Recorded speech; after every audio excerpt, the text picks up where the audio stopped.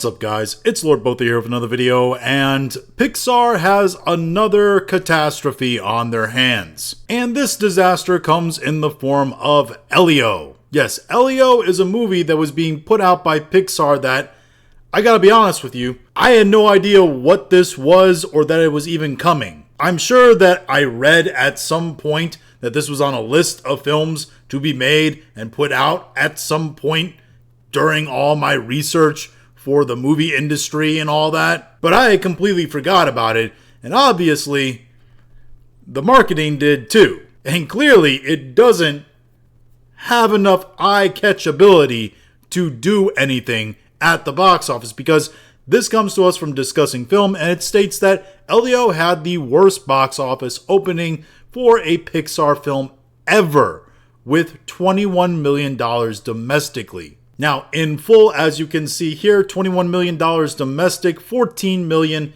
international, for a grand total of $35 million total for its opening. And yes, if you're wondering, the budget for this film was $150 million. Now, I'm going to be really kind, really gentle with this movie and say that, when we consider the theater cut and we consider the marketing, which was terrible for this movie, again, had no idea that this movie was coming out until like a couple days ago. And I still don't know what it's even about. For those of you who also don't know what it's about, here's the synopsis. Elio, a space fanatic with an active imagination, finds himself on a cosmic misadventure where he must form new bonds with alien life forms, navigate a crisis of intergalactic proportions, and somehow discover who he is truly meant to be. Sounds like a normal kind of Pixar story, and there's probably something that could have been done there. And this thing was so off the radar on its release that I can't even tell you if there's any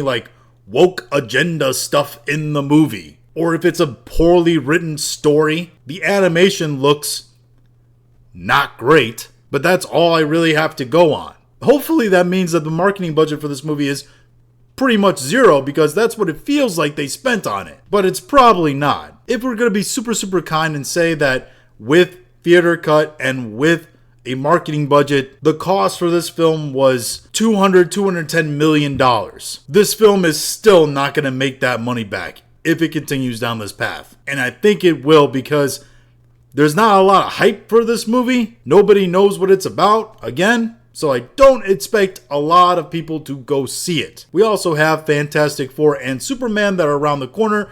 They're going to draw a lot of families to the theaters. Whether it's as many as they anticipate or as many as Marvel could get in just, a decade ago or a few years ago, that is yet to be seen. But it's still going to do better than this. I will say, of the people who have seen it, they really like it. Why? I have absolutely no idea. I haven't seen it, don't plan on seeing it, and I've seen no marketing again that really makes me want to see it. So maybe people will see this, maybe they'll get some word of mouth, and they'll get people to come out and get closer to at least the break-even point for this movie, but that's all this thing can hope for. At $150 million for an animated kids movie that has marketing that is this bad, even if this was the most based film ever produced by Pixar, it doesn't matter, because nobody knows that it exists. And that's the real reason why this thing is a massive failure.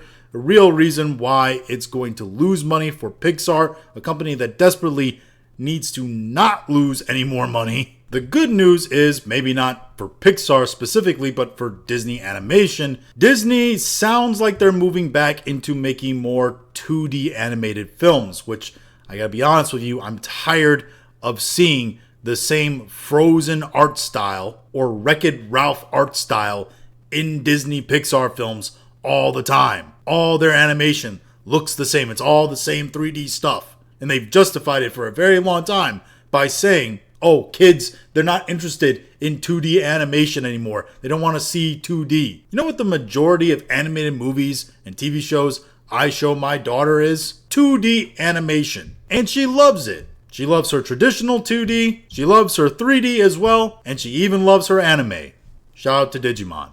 But yeah, this movie is just another L for Pixar in a period where they don't really need any more L's. But hopefully this is the last of the woke era of Disney animated movies that even, again, if the movie isn't woke, is produced for an insane budget with terrible marketing and honestly just isn't something people are interested in. But those are just my thoughts on all this. If you have your own thoughts, go and leave them in the comments. If you liked this video, go and like, share, and subscribe. If you didn't like this video, appreciate you watching all of it, and we'll talk to you again later.